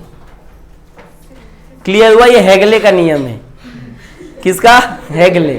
थोड़ा कंफ्यूजन है ये, पर बेस किसके ऊपर है? दो ही चीज के ऊपर, या तो अच्छा रहेगा या तो खराब, या तो सही रहेगा या तो गलत। जैसे जैसे थियरी इसके ऊपर प्रपोज की गई वैसे वैसे इसका नाम चेंज हो गया। पहला जब बनाया गया तो क्या था? वो थेसिस। बाद में बनाया गया तो फिर बनाया गया तो सिंथेसिस। में दोनों है, थेसिस भी है, एंटीथेसिस भी है। क्लियर? चलो अब ये ना, ये तो बहुत महान आदमी है, बहुत महान आदमी, जिनका नाम है कार्ल मार्क्स। नाम क्या है? कार्ल, बहुत महान, जहां जाओगे ना ये कभी पीछा नहीं छोड़ेंगे, किसी भी लैंग्वेज में आ जाते हैं, किसी भी, हिस्ट्री तो छोड़ो साइंस में भी आ जाएंगे, बाद में आप कहीं भी, मैं अभी बीएड कर रहा हूँ, बीएड में भी आ रहे हैं, इनसे पीछा छूटने वाला नहीं है, बहुत महान विचारक है, बहुत महान फिलोसोफर है। देखते क्या है ये ना, in later half 19th century a new school of thought arise keeping in a view the new thesis formulated by Karl Marx। इन्होंने भी एक नया थेसिस बनाया। ये क्या बोलते थे मालूम है? अच्छा, इकोनॉमी कितने टाइप की होती है? तीन। दो कौन बोला? तीन ही होता है ना। इकोनॉमी कितनी होती है? तीन। पहला कैपिटल, कैपिटलिज्म, दूसरा तीसरा मिक्स्ड इकोनॉमी। पहला कैपिटलिज्म, दूसरा तीसरा इंडिया कौन सा है? मिक्स्ड। तो इन तीन इकोनॉमी में ये सोशलिज्म के फॉलो करते थे। किसको फॉलो करते थे? सोशलिज्म। इसका क्या मतलब है? अकॉर्डिंग टू कार्ल मार्क्स, ये अभी बोलेंगे, ये क्या बोलते हैं मालूम है? किसी भी चीज को, सपोज पैसा है, मेरे पास $1 बिलियन है, हाँ, और आप लोग के पास कुछ, आप मेरे ही इलाके में रहते हो, हम लोग को मिला के पूरा एक गांव है, और जिस गांव में सबसे रईस मैं हूं, अब मेरे पास $1 बिलियन है और मैं नेता हूं तुम्हारे गांव का, हाँ, ये क्या बोलते हैं कि पैसे का पावर एक के हाथ में देने के बजाय पूरे इलाके को दे दो ना, जिसको जो जरूरत रहेगी अपना कर लेगा। समझ में आ रहा है? In according to Karl Marx, किसी भी चीज का, किसी भी रिसोर्सेज का एक पर्टिकुलर हाथ में होने के बजाय पब्लिक के हाथ में दे दे तो वो अच्छे से रहेंगे। इनकी जो फिलोसफी है वो सोशलिज्म को फॉलो करती है। आगे यही बोलेंगे, देखो आगे क्या बोलना चाह रही है। According to Karl Marx, history was not about abstract idea, it was about living people. इन्होंने ही बोला था, कब से मैं बोल रहा हूं, हिस्ट्री मरे हुए लोगों का नहीं होता है, हिस्ट्री सिर्फ जिंदे हुए लोगों का होता है। एक बात हमेशा याद रखना, जब तक आप जिंदा हो आपकी हिस्ट्री है। आप आज जो कर रहे हो वो कल आपकी क्या बन जाएगी? हिस्ट्री। तो जब तक आप जिंदा हो तब तक आपकी हिस्ट्री भी है, और जिस दिन खत्म हुए उस दिन हिस्ट्री भी खत्म। क्लियर हुआ ये? किसी को कुछ डाउट है इसमें? समझा ये? आगे देखते हैं। Human relationship are shaped by the fundamental need of people and the ownership as well as the nature of prevalent means of production to the meet those needs। देखो, ह्यूमन रिलेशनशिप, आप जिस सोसाइटी में रहते हो, resources है आपकी। अगर society देखा जाए, अभी समझो मैं आरती ग्रुप, इधर ही रहते हैं हम लोग, सभी रिसोर्स है, पानी भी है, खाना भी है, पैसा भी है, सब कुछ है, घर भी है, सब कुछ है। क्या सबको सब एक बराबर है क्या? सबको एक बराबर नहीं, किसी को ज्यादा है, किसी को कम है, किसी को एकदम ही नहीं है। बराबर है कि नहीं? तो ये भी बोल रहे हैं कि आप जिस सोसाइटी में रहते हो, रिसोर्सेस तो बहुत हैं पर सबके पास एक समान नहीं है। तो क्या करें? देखो, the ownership as well as the nature of prevalent means of production to meet those needs. बोलते हैं जिसके पास जिस चीज का ओनरशिप है उसी के पास सबसे ज्यादा होता है। सपोज खाना, जो प्रोडक्शन का चीज है, जो भी फसल वगैरह उगाने वगैरह चीज है वो मेरे पास है, तो मैं क्या सोचूंगा मालूम है? अभी समझो आपका नाम क्या है? हर्ष। खड़े जाओ। अभी हर्ष है, मैंने क्या किया मालूम है? 500 किलो चावल रख दिया इधर, और आप ही लोग हो, आपके किसी के पास चावल नहीं है, समझो 500 किलो चावल। अकॉर्डिंग टू कार्ल मार्क्स क्या बोलना चाह रहे हैं वो देखो, उनका पॉइंट ऑफ व्यू। मैं बोलूंगा हर्ष आपके पास 500 किलो चावल है और आपको डिस्ट्रीब्यूट करना है पूरे गांव में, तो आप क्या करोगे? बांट दोगे पूरा 500 का 500 किलो? थोड़ा बहुत अपने पास रखूंगा, पर आप यही सोचोगे इनके पास 1-1 किलो तो मेरे पास भी 1 किलो रहे, ये सोचोगे कि सोचोगे यार थोड़ा ज्यादा रहे ना, अरे सब खा के मरेगा, मैं भी खा के मर रहेगा। अब 500 किलो, एक काम कर 250 किलो बांट देते, 250 किलो रख लेते, ये रहेगा दिमाग में, और ये होता ही है। तो कार्ल मार्क्स बोलते हैं कि एक आदमी के हाथ में दोगे तो यही सही होएगा, वो आधा अपने पास रखने की कोशिश करेगा और आधा बांटने की कोशिश करेगा। तो बोलते क्या करे? तो व्हाट इज सोल्यूशन? तो सोल्यूशन ये है, जैसे मैं अगर 500 किलो दे रहा हूं तो इसको ना दे करके सबको दे दूं। 500 किलो इधर रखा, बोला ले लो सब अपना, जिसको जितना जरूरत है ले लो। अब सबकी नीड के हिसाब से सबको मिल गया। इसीलिए बोल रहे हैं किसी भी रिसोर्स को एक के हाथ में देने के बजाय जनता के हाथ में दे दो। उसको जितनी जरूरत है उतना वो लेगा, जरूरत नहीं है नहीं लेगा। क्लियर हुआ ये? इनका सोच समझा क्या है, थिंकिंग क्या है समझा कार्ल मार्क्स का। किसको फॉलो करते हैं ये? सोशलिज्म को। किसको? किसी कुछ डाउट? हाँ, प्रिवेंट मतलब फैला, फेमस जिसको बोलते हैं।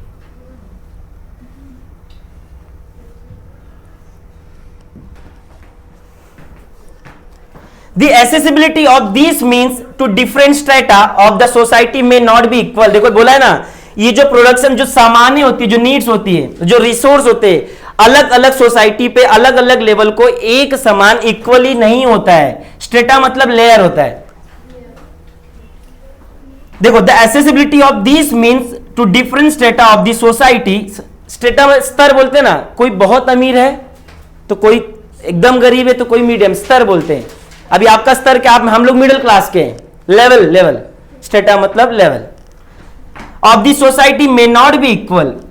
हम एक ही सोसाइटी में रहते हैं, सब एक ही सोसाइटी में रहते हैं, सब एक ही जमीन पे रहते हैं, एक ही पानी पीते हैं, बट सबके पास रिसोर्सेज डिफरेंट है, एक समान नहीं है। यही इनका प्रॉब्लम है। किनका प्रॉब्लम है? कार्ल मार्क्स का। क्योंकि हमारे भी सब जगह एक ही चीज है, सब यही सोचते हैं कि हमारे पास ज्यादा रहे। कोई ये नहीं चाहता हम भिखारी हो जाए। चाहता है क्या कोई? नहीं। ऐसा कोई होगा हाँ, एकाक आदमी माँ धरती पे जो ये सोचता रहेगा चलो यार दे देते, सब बांट डालते और हम भूखा मरते। ऐसे लोगों को दुनिया नहीं बचाती। एक बात याद रखना, दूसरों का भला करने से पहले खुद का भला करो। भगवान उसी की मदद करता है जो खुद की मदद करता है। मैं भूखा मरते रहूं, बांटते रहूं, खुद पेट जल रहा है और बांटते रहो, ऐसा नहीं करना है। आगे देखते हैं। Inequality causes a division of the society into classes. बोलते हैं यही इनइक्वालिटी क्या करता है? सोसाइटी को डिवाइड कर देता है, सोसाइटी को बांट देता है, and leading to class struggle. और इससे क्या होता है? फिर लोग परेशानी झेलना शुरू करते हैं। तो वो क्लास क्या होता है? एक एकदम अमीर, एक एकदम भिखारी और एकदम एक मिडिल क्लास, जो हम लोग हैं, जो फंसे हुए थे। बोलते ना एक एकदम होशियार, अब एकदम पागल, और एक बीच में पढ़ते भी नहीं भी पढ़ते, पढ़ते हैं नहीं पढ़ते। तो यही सब होता है ये सोसाइटी में। ऐसी की वजह से ये इन्हीं का प्रॉब्लम है। इसीलिए इनका ये सोल्यूशन यही है कि जो भी रिसोर्स है किसी एक पर्टिकुलर के हाथ में देने के बजाय पूरे सोसाइटी के हाथ में दे दो। क्लियर हुआ? इनकी फिलोसफी समझी? कार्ल मार्क्स की फिलोसफी समझी? किसी को कुछ डाउट? आगे देखते हैं। According two marks human history is the history of class struggle. जब भी आप ह्यूमन हिस्ट्री पढ़ोगे तो आपको हमेशा समझ में आएगा बेचारे ये क्लास स्ट्रगल है। वो पुराने जमाने में भी 4 भागों में बटा था, ब्राह्मण शूद्र सब, और आज भी यही बटा हुआ है। पहले के लोग जाति में बटे हुए थे, आज लोग स्टेटस में बटे हुए हैं। बहुत गरीब, बहुत अमीर, एकदम भिखारी। समझ में आ रहा है? अब कोई जाति बीती नहीं है, अब स्टेटस हो गया है। हायर क्लास एकदम गए गुजरे और एकदम बीच में। हाँ बराबर बोल रहे हो, जो भी बोल रहे हो। As the class that owns the means of production economically exploit the rest of the class. बोलते जो क्लास के पास, जिन लोगों के पास सामान रखने, बोलते ना जिनके पास प्रोडक्शन का सामान हो, जिनके पास पैसा हो, वही लोग दुनिया को एक्सप्लॉइट करते। एक्सप्लॉइट करते मतलब शोषण करते हैं। अब एक बात बताओ, अंबानी को कोई कुछ कर सकता है? मोदी चाहेगा अंबानी को भगा देगा बाहर? नहीं कर सकता है, क्योंकि उसके पास क्या है? पैसा। 2 मिनट में मोदी जैसे 10 को खरीदेगा, खरीद लेगा ही नहीं। तो बोलते हैं जिसके पास जितना पैसा वो उतना ही ज्यादा एक्सप्लॉइट करेगा। किसको? पब्लिक को। एक्सप्लॉइट मतलब शोषण करना। शोषण करना ही नहीं मालूम? बताता हूं। जैसे वुमेन्स के ऊपर ही आते हैं, अब समझेगा। गर्ल्स का क्या सीन था पहले? जब आज से 200-300 साल पहले गर्ल्स को काम कराते थे 12-15 घंटा, एज कंपेयर आदमी भी 12 घंटा काम करते थे, पर महिलाएं कुछ बोलते नहीं थे तो उनसे 15 घंटा काम कराते थे। और उसी जगह पे आदमियों को 15,000 देते थे तो औरतों को 12,000 देते थे। एक्स्ट्रा काम भी कराते थे, पैसा कम देते। इसी को बोलते हैं शोषण करना। हाँ, तो वो तुम्हारे हिसाब से इनइक्वालिटी है, पर हमारे इसमें एक्सप्लॉइटेशन बोलते हैं। समझ में आ रहा है? और जैसे मजदूर, जैसे आपने क्या कर दिया, आज किसी को नौकर बनाया जी, बहुत काम ले रहे हो, खाना भी वक्त पे नहीं दे रहे हो और उसको मार भी रहे हो, ये सब कर रहे हो, दैट इज एक्सप्लॉयटेशन। समझा एक्सप्लॉयटेशन क्या होता है? क्लियर हुआ ये? किसी को कुछ डाउट नहीं है ना आप लोग को? आगे देखते हैं। Das Kapital, a treatise written by him is a referred book all over the world. बोलते दास कैपिटल, इन्होंने एक ऐसा बुक लिखा जो कि पूरी दुनिया में फेमस है। क्या फेमस है? पूरी दुनिया में फेमस है। हाँ, अच्छा, माइकल फॉकेट भी बाकी है, क्या बोल रहे हो? अब आपका आता है एनल स्कूल। कौन सा स्कूल? Anal school. नाम क्या है? Anal school. At the 20th century a new school of historiography arose in France। ये एनल स्कूल कहां पे आया था पहली बार? फ्रांस। कहां पर? फ्रांस में। Which is known as Annales school. उसे बाद में क्या बोला गया? Annales school. ये एनल स्कूल बोलता क्या है? एरोज मतलब उठना, आना। अराइज, अरोज, अराइजन, ये वर्ब फॉर्म है। देखो, Annales school gave a new direction to history writing. देखो, इंट्रोडक्शन लेक्चर में मैंने एक बात बोला था कि जो हिस्ट्री होती है हमारे हिसाब से, पहले के लोगों के हिसाब से, सिर्फ मारा मारी है, लूटा लाटी है। इसको मार दो, इसका साम्राज्य हड़प लो, ये कर लो, राजनीति, पॉलिटिक्स, यही हिस्ट्री थी पहले। पर एनल स्कूल क्या बोलता है? बोलते यही सिर्फ हिस्ट्री नहीं है। देखो, अब मेरे साथ बोलोगे अभी, political events, Kings, great leader and political democracy,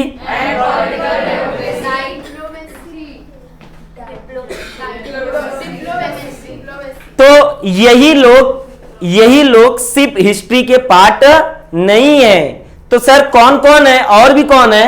आगे आप मेरे साथ बोलो। देखो, climate, local people, agriculture, trade, technology, ये सब भी हमारे हिस्ट्री में है।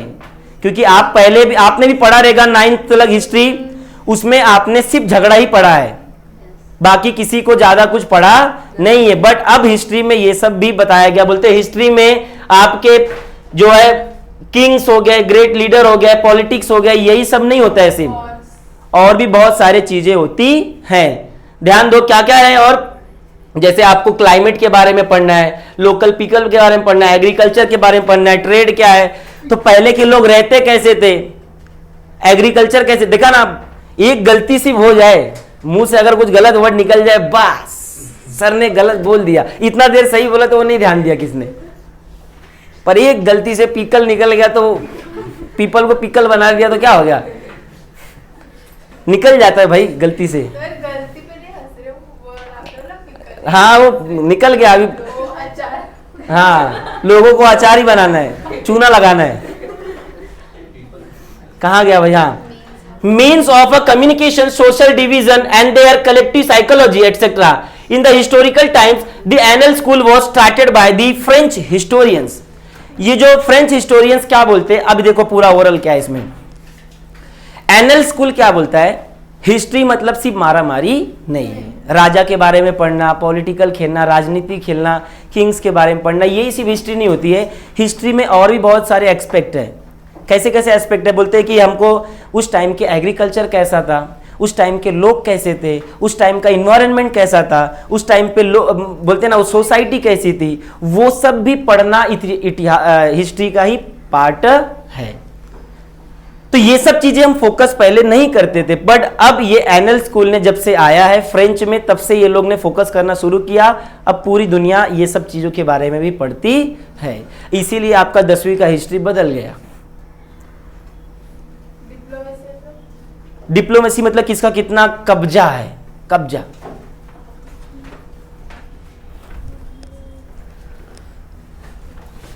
एनल स्कूल समझा?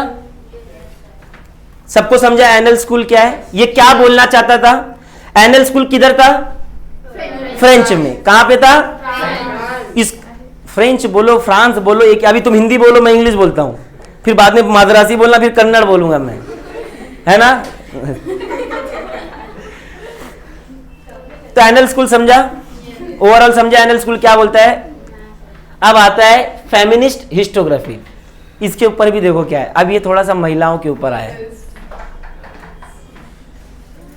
तो पहले हम क्या, अभी देखो मैं जितना ही बोला, राजा का नाम लिया, रानी का नाम लिया था क्या? अच्छा एक बात बताओ, कभी ऐसा सुना है इस लड़की ने उठ के इसके देश पे जाके हमला कर दिया? सुना है? अरे देश की रानी थी वो, ठीक है, बोलते ना एकाक हो जाता है, गलती हो गई थी भगवान से एक, मतलब वो एक आ गए, वो डेंजर आदमी, जब अपने ऊपर आता तो सब करते वैसा आदमी नहीं। हाँ, तो वो किसी के ऊपर आक्रमण करने गए थे। अरे उनके देश में अंग्रेज घुसे, उनके राज्य में अंग्रेज घुसे तो उन्होंने आक्रमण कर दिया, नहीं आते तो क्या जरूरत थी। यही होता है। लड़कियां जितना मिल गया उतने सेटिस्फाइड, लड़के थोड़ा सा इधर उधर जाते हैं। अब सुनो, अभी अरे सुनो, टॉपिक पे तो आओ। फेमिनिस्ट हिस्टोग्राफी क्या होता है वो तो सुन लो। फेमिनिस्ट हिस्टोग्राफी क्या होता है? पहले जो हिस्टोग्राफी होता था वो मैन हिस्टोग्राफी होता था। कौन सा हिस्टोग्राफी? मैन। ये मेरा इतिहास है, सिर्फ लड़कों के बारे में। हाँ, राजा, ये वो, इसने इसको मारा, उसने, सिर्फ राजा, सिर्फ लड़के, उन्हीं से रिलेटेड बात भी होती थी और उन्हीं से रिलेटेड हिस्टोग्राफी भी होती थी। पर अब थोड़ा चेंजेस आया है 19वीं सेंचुरी से। बोलते अब हम लड़कियों के ऊपर फोकस करेंगे। गर्ल्स ने क्या किया है, गर्ल्स की लाइफस्टाइल कैसी थी, गर्ल्स कैसे रहते थे, उनका एजुकेशन क्या था, उनकी एम्प्लॉयमेंट जनरेशन क्या था, वो रहते कहाँ थे, उनकी पर्सनल लाइफ क्या थी, कैसे क्या इन्वायरमेंट कैसा था। तो ये सब चीजें जब हम पढ़ते हैं, लिखते हैं, तो उससे कौन सा हिस्टोग्राफी बोलते हैं? Feminist historiography. क्या बोलते हैं? Feminist historiography. बेटा एक बात याद रखना, मैं कब से हिस्टोग्राफी चिल्ला रहा हूं, अगर इसका ही मतलब नहीं मालूम पड़ा तब लफड़ा हो जाएगा। फिर से देखो, हिस्टोग्राफी दो शब्द से बना, एक हिस्ट्री और एक हिस्ट्री, दूसरा ग्राफी। हिस्ट्री मतलब इतिहास और ग्राफी मतलब लिखना। जब हम इतिहास को लिखते हैं दैट इज हिस्टोग्राफी। ध्यान देना, कब से हिस्टोग्राफी कर रहा हूं, बाद में वो हिस्टोग्राफी भूल गया, चैप्टर का नाम ही क्या है वही नहीं मालूम, और पढ़ के खत्म हो गया पूरा। फेमिनिस्ट हिस्टोग्राफी यही बोलता है कि जब भी हम पहले हिस्टोग्राफी पढ़ते थे वो फेमिनिस्ट नहीं था, वो मैन हिस्टोग्राफी था। सिर्फ मैंस के बारे में ही पढ़ते थे, चंद्रगुप्त से लेकर के उनकी रानियों के बारे में कभी नहीं पढ़ाया गया। पढ़ाया गया होता हमको ही मालूम होता, नहीं पढ़ाया गया, गलती, इसीलिए हिस्ट्री बोरिंग था। पर अब तुम पढ़ोगे फेमिनिस्ट हिस्टोग्राफी, अब पढ़ोगे, ध्यान दो। अब feminist historiography means the restructuring of the history from the perspective of women। Feminist historiography मतलब क्या होता है? अब हिस्ट्री को नए सिरे से लिखना है, पर नजरिया किसका रहेगा? लड़की का। नजरिया किसका रहेगा? लड़की। अभी तक किसका नजरिया था? अब किसका रहेगा? The writing of semen D behaviour जो भी हो, help in establishing the fundamental of feminism. यही एक इंसान थे जिन्होंने लड़के होकर के लड़की की नजरिए से देख करके हिस्टोग्राफी को लिखा। इनका क्या बोलना है? देखो, तुमको लड़कियां, देखो आप लोग को सम्मान भी लड़कों ने ही दिलाया है, तो ऐसा मत सोचो। हाँ, हमने ही सम्मान भी दिया और हमने ही पूरा अपमान भी किया है। तो ये इन्होंने क्या बोला, बाबा देखो हम लड़कों के बारे में बहुत कुछ जान चुके हैं, अब थोड़ा लड़की को पढ़ने के बारे में थोड़ी पढ़ाई। पर ये पागल है, ये जो कोई बोला लड़की को हम समझ गए वो पागल है, क्योंकि अनलिमिटेड है, समझ सकता कोई नहीं है। पर इनके लाइफस्टाइल को समझेंगे आप। आगे देखते क्या है। शी वॉज फ्रेंच, अरे लड़की है, सॉरी शी वॉज फ्रेंच, मुझसे गलती हो गई, ये लड़की थी, शी वॉज फ्रेंच। अरे वो क्या बोले, जाने दो, बट ठीक है। अच्छा, ये लड़की थी, हाँ, इसने खुद से अपना नारी शक्ति दिखाया। The feminist historiography emphasize not only on the inclusion of women in history but also on the rethinking of the male dominated perspective of history। इन्होंने विमेन्स के बारे में थोड़ा सा लिखा और आदमी लोग क्या डोमिनेंस करते थे गर्ल्स के ऊपर वो भी लिखा इन्होंने, किस तरीके से एक्सप्लॉयटेशन होता था वो भी लिखा इन्होंने। पर अब ऐसा होता नहीं है। समझ में आया? ये बराबर बोल रहा हूं ना? महाराष्ट्र में कोई बोल के दिखाए दम है तो ए चल फिर अंदर, चौकी में गया 6 साल के लिए, मां कोई देखेगा भी नहीं, बस चौकी में चलो। आगे देखो इधर बेटा, अरे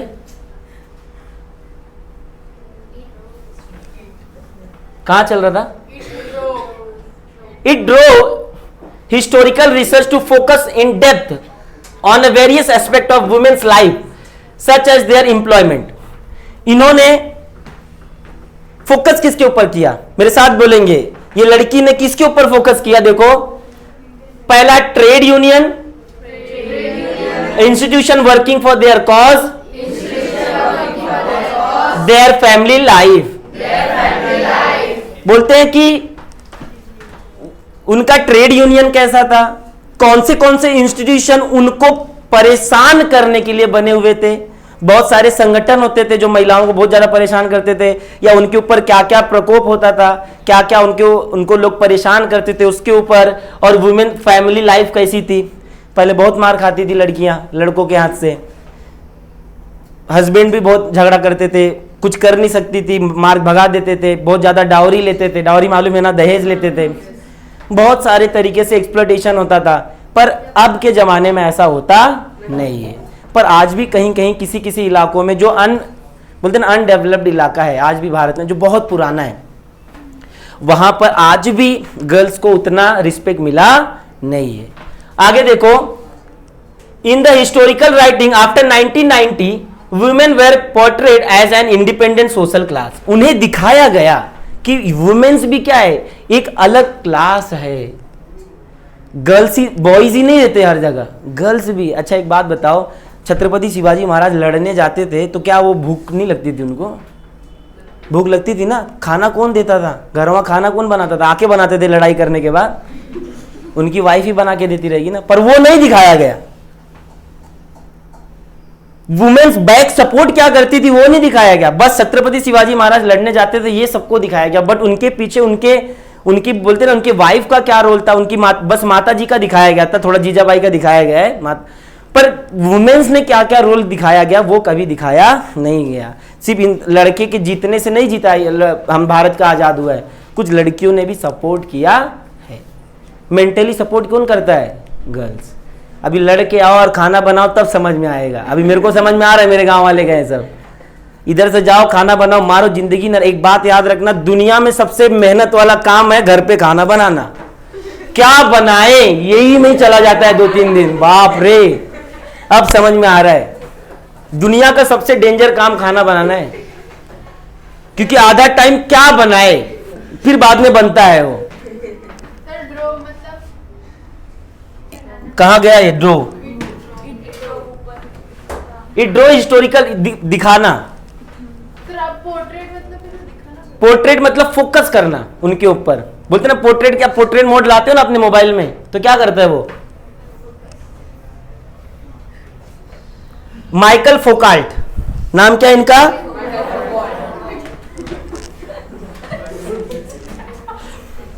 देखो ध्यान दो, ये समझा तुमको फेमिनिस्ट हिस्टोग्राफी समझा, एनल स्कूल समझा बेटा। ये अगर आपको शॉर्ट नोट्स में आएगा लिख सकते हो, एनल स्कूल, फेमिनिस्ट हिस्टोग्राफी, सब अच्छे से लिख सकते हो ना? किसी को कुछ डाउट है क्या? एकदम अच्छे से क्लियर है? तो माइकल फोकाल्ट के बारे में देखते हैं। The French historian of the 20th century Michael Foucault brought forth a new concept of historiography. इन्होंने एक नया कंसेप्ट लाया हिस्टोग्राफी के लिए। सर हिस्टोग्राफी क्या होता है? इतिहास लेखन के लिए। He in his book archaeology of knowledge argue that the prevailing practice of arranging historical events is chronologically order is not right. देखो इन्होंने हिस्ट्री को ही गलत बोल दिया। इन्होंने क्या बोला?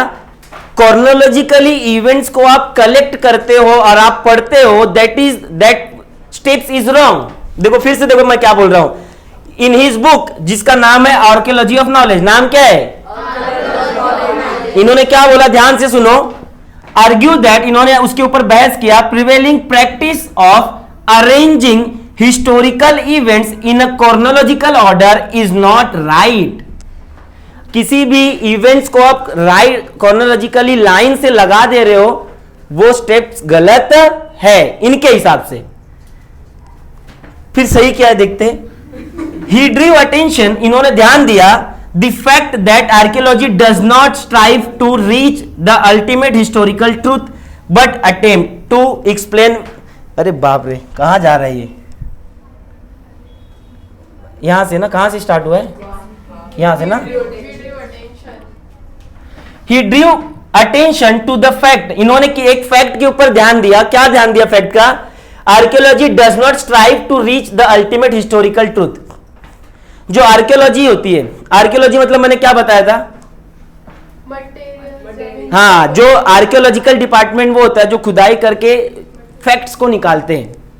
समझ में आ रहा? बोलते ये लोग ना एकदम प्रॉपर तरीके से कोई चीज पता कर पाते नहीं है, तो but attempt to explain various transition in the past.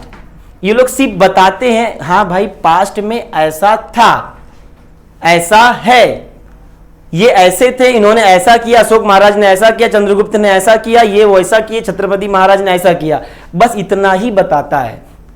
इनके हिसाब से ये प्रोसेस क्या है? रॉन्ग है। क्या है?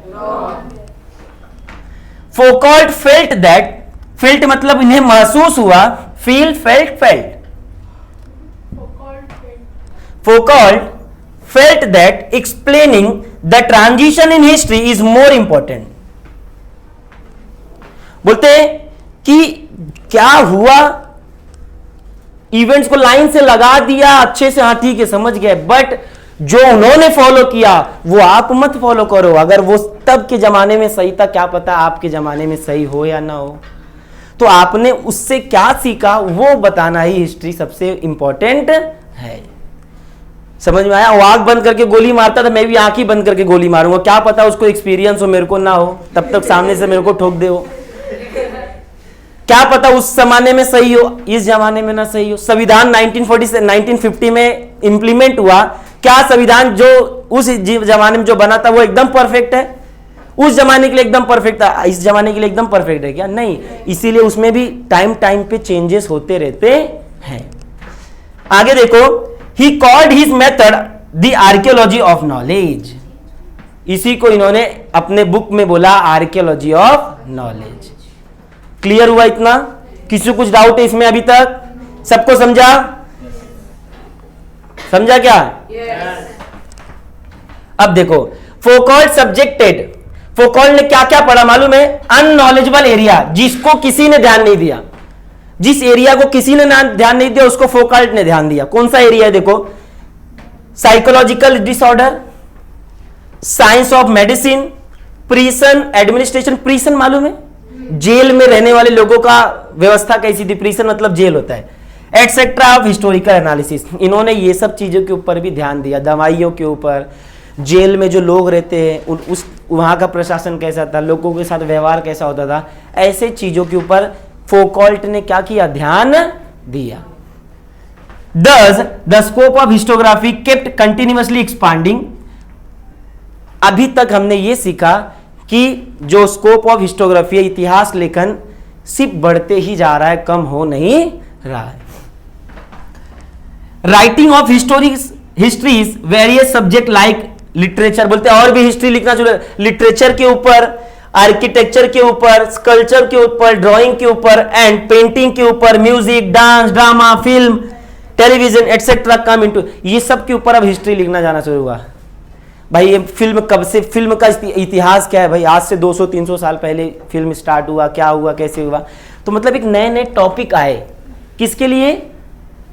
हिस्टोग्राफी के लिए। किसके लिए? क्लियर हुआ ये पूरा? किसी को कुछ डाउट है? ठीक है।